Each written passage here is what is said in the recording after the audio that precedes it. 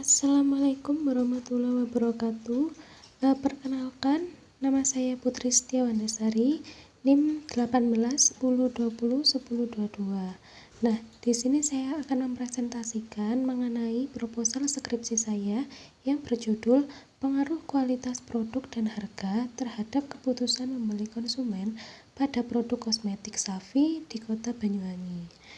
Nah, di sini yang akan kita bahas yaitu mulai dengan bab 1 yaitu pendahuluan, lalu bab 2 yaitu kajian pustaka, dan yang ketiga yaitu metode penelitian. Selanjutnya yang pertama yaitu bab 1 pendahuluan. Nah, dari latar belakang dalam perkembangan zaman yang menuntut masyarakat untuk mengikuti setiap perubahan, yaitu mulai dari segi fashion hingga kosmetik, menjadi peluang bagi pengusaha untuk berlomba-lomba dalam memenuhi kebutuhan masyarakat. Era globalisasi saat ini itu menjadi tantangan tersendiri bagi para pengusaha untuk mereka dituntut dapat memenuhi permintaan pasar dan kebutuhan masyarakat. Perusahaan yang benar dalam menentukan strategi pasar yang akan digunakan pasar dan sesuai dengan kondisi pasar yang dibutuhkan oleh masyarakat, maka akan menjadi jalan bagi perusahaan untuk mewujudkan tujuan mereka. Dalam persaingan pasar, perusahaan tidak hanya bersaing mengenai kualitas produk yang ditawarkan pada pasar, melainkan juga harus menentukan harga yang tepat dan sesuai. Jika produk yang ditawarkan sangat bagus dan berkualitas, namun harga yang diberikan untuk produk tersebut tidak mampu dijangkau oleh kalangan pasar, maka produk tersebut tidak akan terjual sesuai dengan harapan perusahaan. Nah, kita tahu saat ini dengan kulit masyarakat Indonesia yang terkenal dengan kulitnya yang sawo matang, ternyata itu belum tentu membuat masyarakat Indonesia itu puas dengan ciri khasnya. Masyarakat Indonesia mengidamkan kulit putih berseri layaknya bintang Korea, yang membuat wanita Indonesia berlomba-lomba untuk membuat kulit mereka putih. Selanjutnya yaitu para pengusaha mendapatkan peluang dengan mengeluarkan produk berupa skincare. Nah, skincare sendiri ini merupakan serangkaian aktivitas untuk perawatan kulit dengan digunakan bertujuan untuk menutrisi kulit dari paparan sinar matahari dan merawat kulit akibat polusi. Rangkaian skincare sendiri yaitu seperti memutihkan, mencerahkan, dan membersihkan.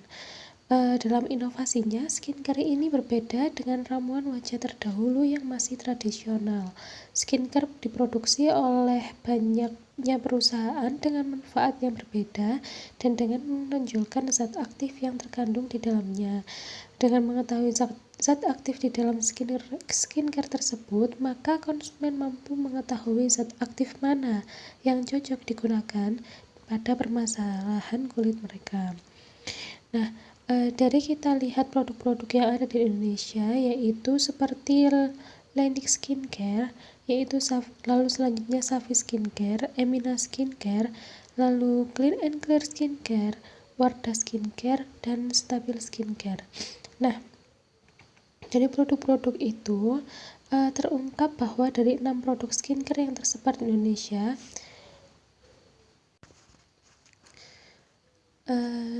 6 produk skincare yang tersebar di Indonesia, dan setiap produk skincare memiliki item produk yang ditawarkan rata-rata lebih dari 10 produk. Hal ini menunjukkan bahwa kondisi persaingan produk skincare cukup ketat dengan tetap memberikan peluang bisnis yang masih memiliki potensi tumbuh dan berkembang seiring dengan daya tarik industri produk ini yang cukup besar. Nah, salah satu produk kecantikan yang tersebar di Indonesia dan kini sedang ramai diperbincangkan adalah produk merek Safi, yaitu salah satu produk kosmetik dari Malaysia yang kini memasuki pasar Indonesia.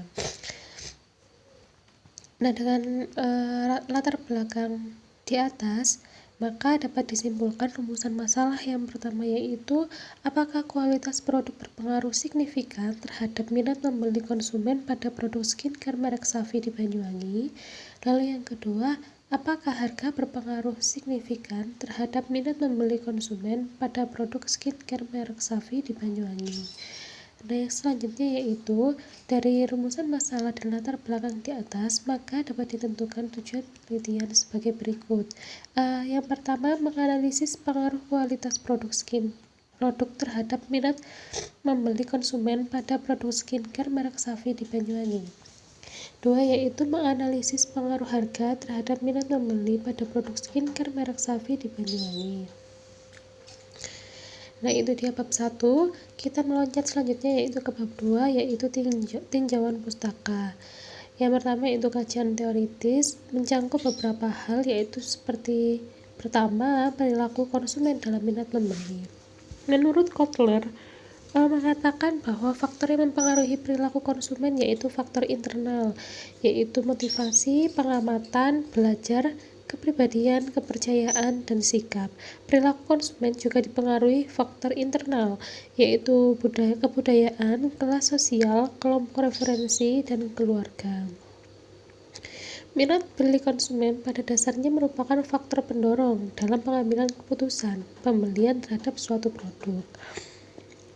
Menurut Diamit 2001 halaman 77, minat beli konsumen merupakan evaluasi purna beli atau hasil evaluasi setelah membandingkan apa yang dirasakan dengan harapannya. Nah, indikator minat beli menurut Ferdinand tahun 2006, minat beli diidentifikasi melalui indikator-indikator sebagai berikut. Yang pertama yaitu minat transaksional, yaitu kecenderungan seseorang untuk membeli produk. 2. Minat referensial, yaitu kecenderungan seseorang untuk mereferensikan produk kepada orang lain. 3. Minat preferensial, yaitu minat yang menggambarkan perilaku seseorang yang memiliki preferensi utama pada produk tersebut. Dan yang keempat yaitu minat eksploratif, yaitu minat menggambarkan perilaku seseorang yang selalu mencari informasi mengenai produk yang diminatinya dan mencari informasi untuk mendukung sifat-sifat positif dari produk tersebut. Nah, yang selanjutnya yaitu produk.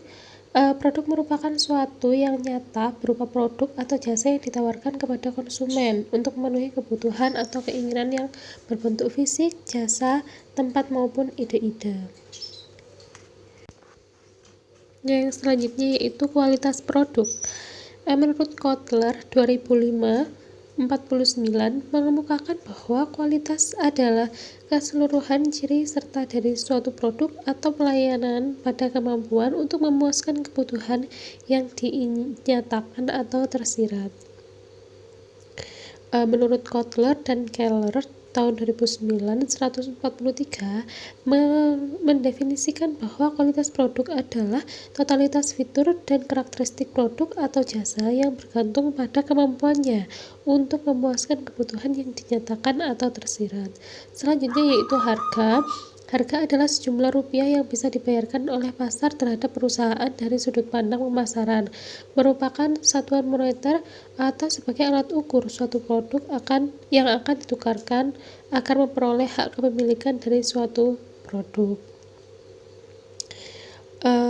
Selanjutnya yaitu mengenai kajian empiris.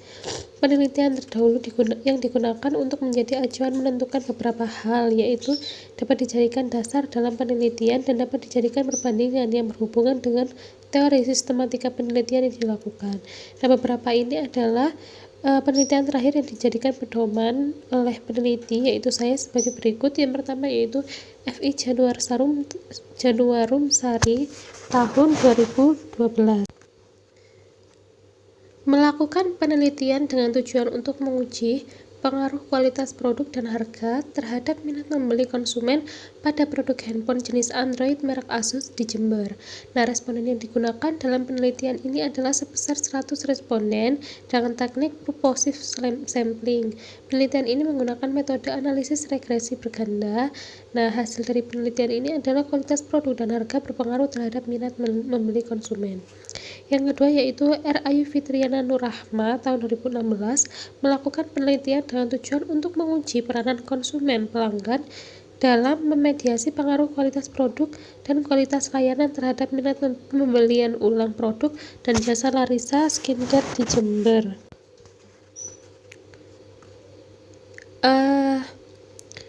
Responden yang digunakan dalam penelitian ini adalah sebanyak 120 responden.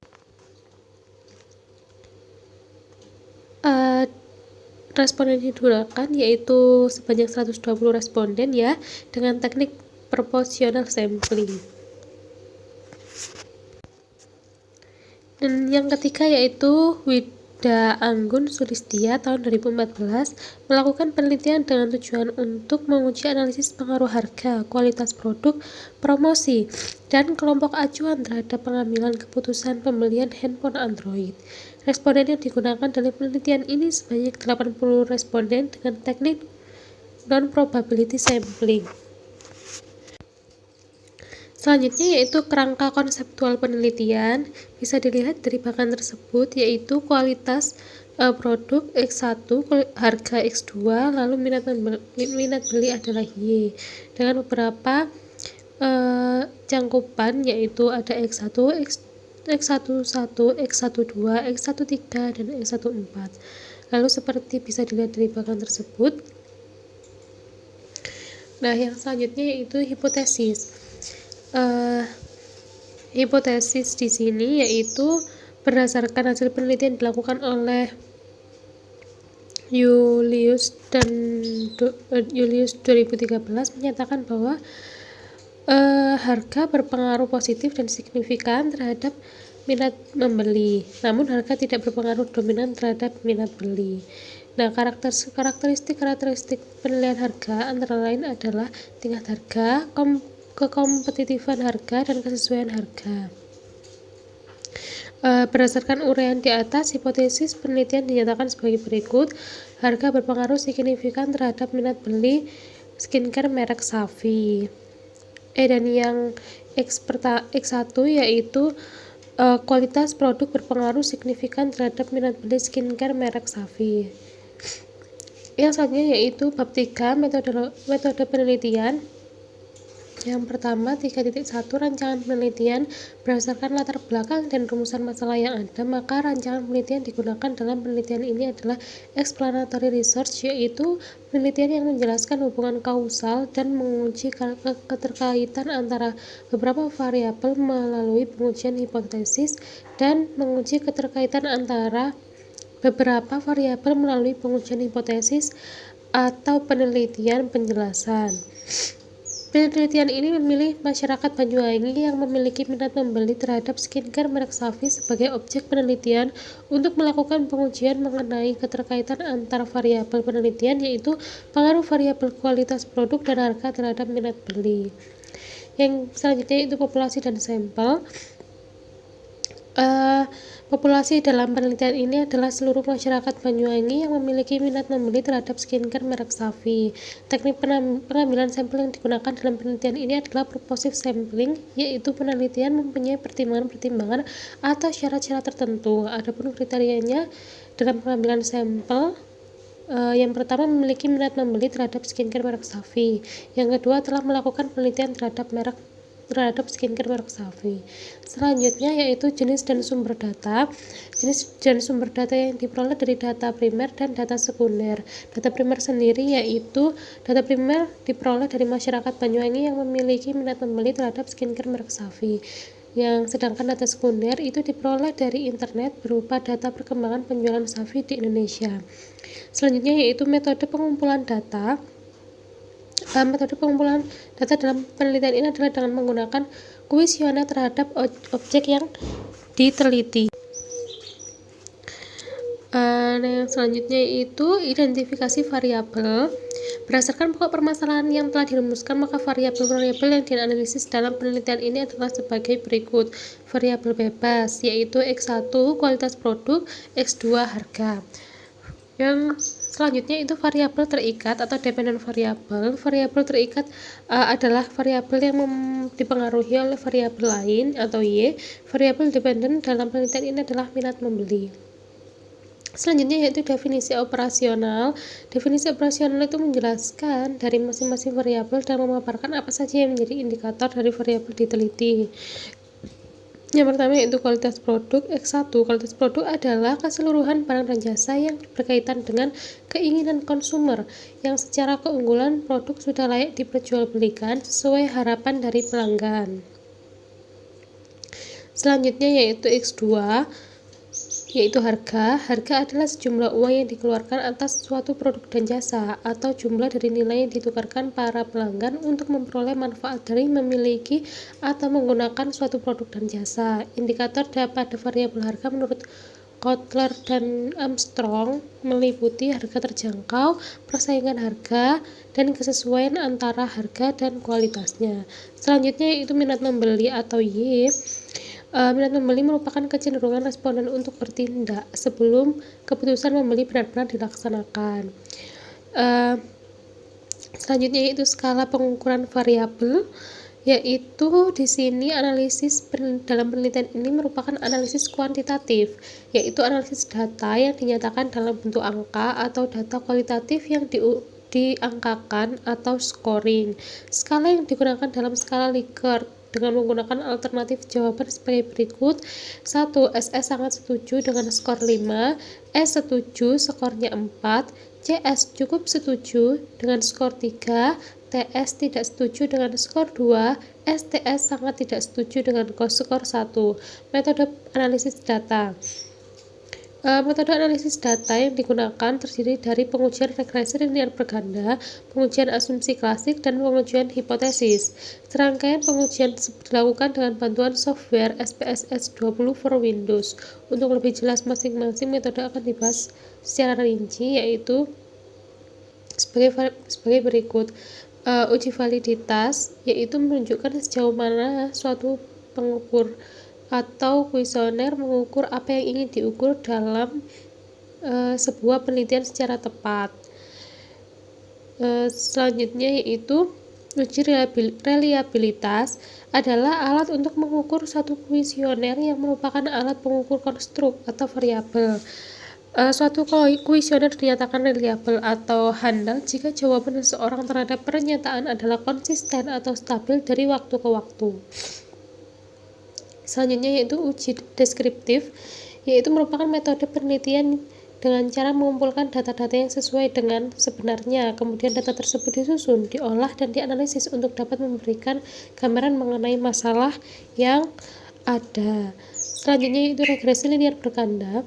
Penelitian ini menggunakan alat analisis regresi linear berganda dengan menguji hipotesis yang telah dirumuskan sebelumnya. Regresi berganda berguna untuk menguji pengaruh dua atau lebih variabel independen atau explanatory terhadap suatu variabel dependen. Nah, adapun model persamaannya yaitu sebagai berikut. Y sama dengan A plus B1 X1 plus B2 X2 plus E, di mana Y yaitu minat membeli, A konstanta, B1 koefisien regresi kualitas produk, B2 koefisien regresi harga, X1 variabel kualitas produk, X2 variabel harga, dan E faktor pengganggu. Selanjutnya yaitu uji asumsi klasik. Model regresi dapat dikatakan model yang baik apabila terbebas dari penyimpangan asumsi klasik, yaitu ada beberapa asumsi klasik. Yang pertama, uji normalitas model. Uji normalitas model dilakukan untuk menguji apakah dalam model regresi variabel pengganggu atau residual memiliki distribusi normal. Suatu model regresi dapat dikatakan baik apabila berdistribusi normal. Maka untuk memastikan apakah data berdistribusi normal atau tidak, sebaiknya dilakukan uji normalitas. Pengujian normalitas dapat dilakukan dengan analisis statistik yang menggunakan uji statistik non-parametrik Kolmogorov-Smirnov atau KS. Yang selanjutnya yaitu uji multikolinearitas, merupakan salah satu bagian dari pengujian asumsi klasik yang tujuannya untuk mengetahui apakah antar variabel bebas atau independen dalam suatu model terdapat hubungan atau korelasi. Selanjutnya yaitu uji heterokedastisitas, yaitu bertujuan untuk menguji apakah dalam suatu model regresi terjadi ketidaksamaan varians dari residual suatu pengamatan ke pengamatan yang lain. Jika varians dari residual pengamatan ke pengamatan lain berbeda, maka disebut heteroskedastisitas. Yang terakhir yaitu uji hipotesis, bertujuan untuk menguji kebenaran hipotesis yang telah dirumuskan sebelumnya. Tingkat signifikasi atau alfa yang digunakan dalam penelitian ini adalah sebesar 5%. Uji hipotesis yang digunakan dalam penelitian ini adalah uji T. Itu dia presentasi dari proposal skripsi saya. Jika ada kurang atau lebihnya saya mohon maaf. Saya tutup. Wassalamualaikum warahmatullahi wabarakatuh.